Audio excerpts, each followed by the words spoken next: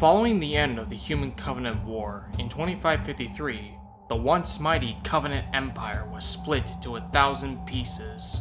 Each are now led by warlords who claim to rule the Covenant, but in reality, they only lead small factions seeking lost glory. Welcome back to Covenant Canon, and today we'll be counting down our picks for the top 5 Covenant factions in the post-war era.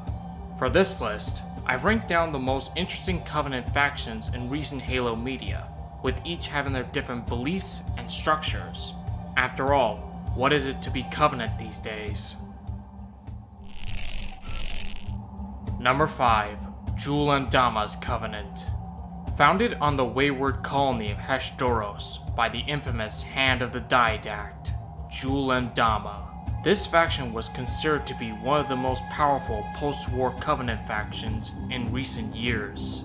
It was made up by most of the Empire's former clan races, and following the awakening of the Didact on Requiem, his Prometheans served Mdama after the supposed death of the Forerunner commander.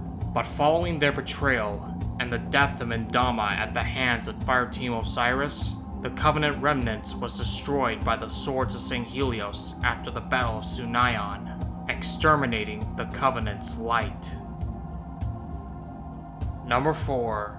The Kig-Yar Pirates of Ven 3.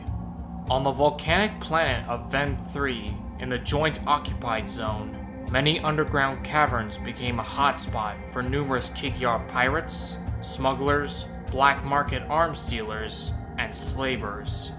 Led by Yibishan Kig-Yar, this pirate's nest became a great source of wealth for the Pirate Queen.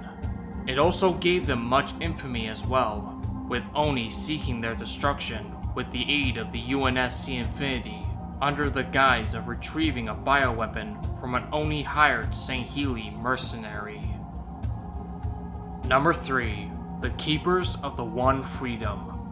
A rather unique post-war Covenant faction, the Keepers of the One Freedom is a brute-led Covenant military faction devoted to the worshipping of the Forerunners, based on the chaotic planet of Venezia. The Keepers are unusual among most post-war Covenant factions, as they welcome human followers to their ranks, provided they swear to oppose the heretical tyranny of the UEG, as well as believe in the promise of the Great Journey. Because of this, the Keepers have gained popularity within the outer colonies after the Covenant War. Led by a council of Dokabs, most of whom were former Covenant military commanders, the Keepers continued the Prophet's holy quest with the aid of human mercenaries, allied separatists, and disciples.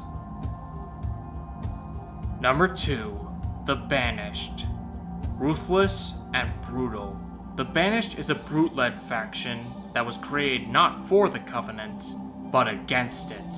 It began as a rebellion against the hegemony by a brute warlord named Atriox, and following the Empire's collapse, the Banished have consolidated much of its former assets.